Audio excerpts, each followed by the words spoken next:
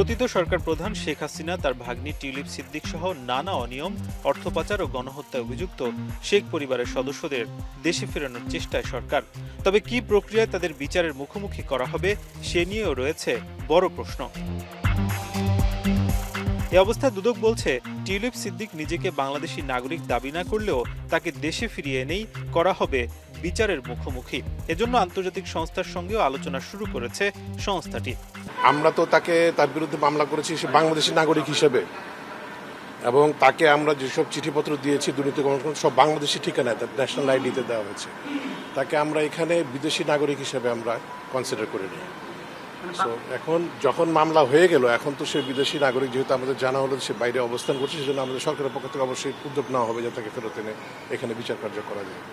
এছাড়া শেখ হাসিনা সহ শেখ পরিবারের অন্য সদস্যদের ফিরিয়ে আনতেও আলোচনা শুরু হয়েছে বলে জানান তিনি। বাংলাদেশ সরকারের পক্ষ থেকে অনুরোধ জানানো হয়েছে যে অভিযুক্ত ব্যক্তিদের ফেরত পাঠানোর জন্য। এছাড়া আমাদের সাথে বিভিন্ন আন্তর্জাতিক দুর্নীতি দমন সংস্থার সাথে আমাদের চুক্তি পর্যায়ে রয়েছে। চুক্তি হয়ে গেলেই আমরা তাদের কাছ থেকে সাহায্য আশা করব ইনশাআল্লাহ।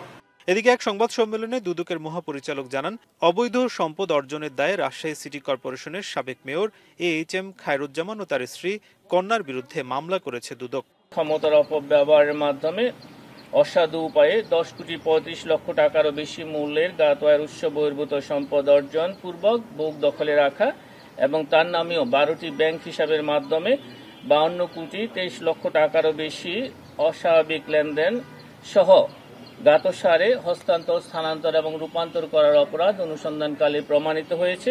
এছাড়া সাকিব আল হাসানের বিরুদ্ধে অনুসন্ধান চলমান বলে জানান দুদকের এই কর্মকর্তা। সাকিব আল হাসানের বিরুদ্ধে অনুসন্ধানের সিদ্ধান্ত গৃহীত হয়েছে। নাজমুস সাকিব, এখন, Dhaka. Colour expert, George sap এবং মাইল্ড অন হ্যান্ডস টেকনোলজি সমৃদ্ধ অরিক্স ক্রিস্টাল ওয়াশ আপনার লন্ড্রি এক্সপার্ট।